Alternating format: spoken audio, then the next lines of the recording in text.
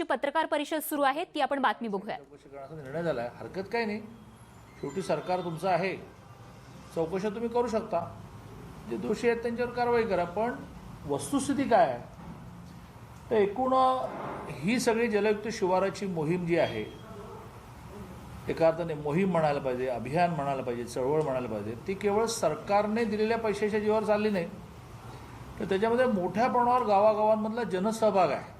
मग तुम्ही त्याची पण चौकशी करणार आहात का, जनसहभाग होता का नव्हता? मोठ्या प्रमाणात जनसहभाग आहे.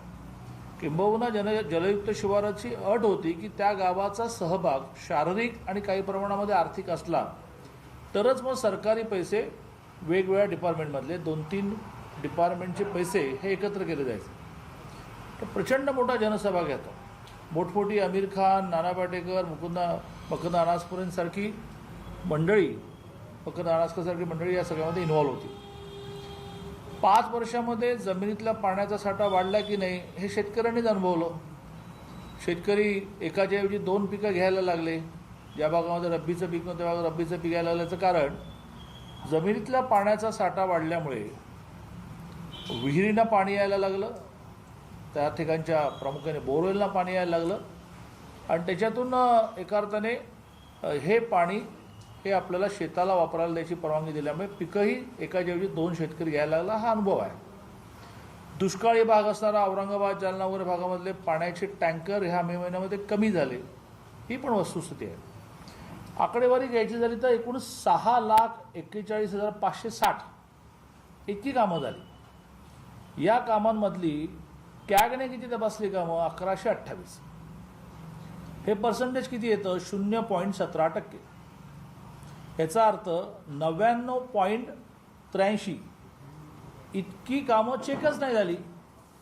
मग 0.17% कामं चेक केली, याच्या आधारे निष्कर्ष काढणार का? 22,589 गावांमध्ये झाले जलयुक्त शिवाराची कामं. 120 गावांना कॅगने चेक केलं. हे पर्सेंटेज येतं 0.53%. याचा अर्थ 99.47 इतकी कामं चेकच नाही झाली.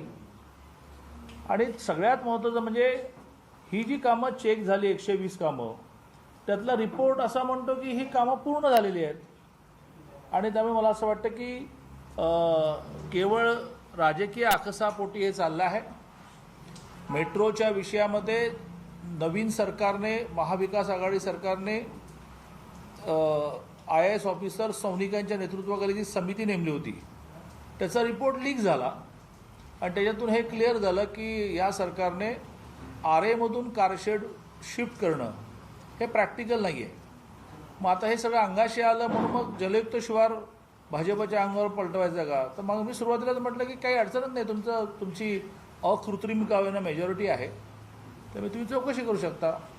पण वस्तुस्थिती ही आहे की गावोगाव प्रचंड जनसहभाग होता. याच्या मोठमोठ्या प्रमाणावर वॉटर कपसारख्या स्पर्धा झाल्या. हिरिरीने लोक याच्या स्पर्धांमध्ये भाग घ्यायचे आणि गाव अनुभवतं आहे की जलयुक्त शिवाराच्या माध्यमातून आमच्या गावातला जमिनीतला पाण्याचा साठा वाढला, आमच्या विहिरींना पाणी आलं, आमच्या बोरवेलना पाणी आलं. शेततळी 1,00,000 शेततळ्यांचं आपण टार्गेट ठेवलं होतं, पण शेवटी मागणी वाढता वाढता 1,72,000 शेततळी आपण केली. त्यामुळे हा जो कालचा निर्णय आहे तो केवळ राजकीय आकसापोटी आहे आणि अशाने काही राज्य चालेल असं मला वाटत नाही. गेल्या वर्षभरातले सगळे निर्णय हे केवळ आधीच्या सरकारने घेतलेला निर्णय रद्द करायचा. मग तो किती उपयोगी पडणारा निर्णय असू दे, तो आधीच्या सरकारने केला ना, करा रद्द.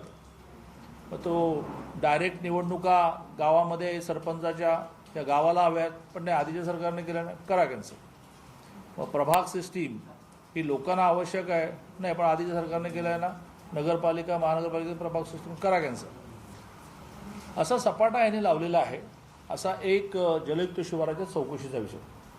दुसरा विषय की ज्याच्यातून खरं म्हणजे ही रिॲक्शन आहे असं माझं मत आहे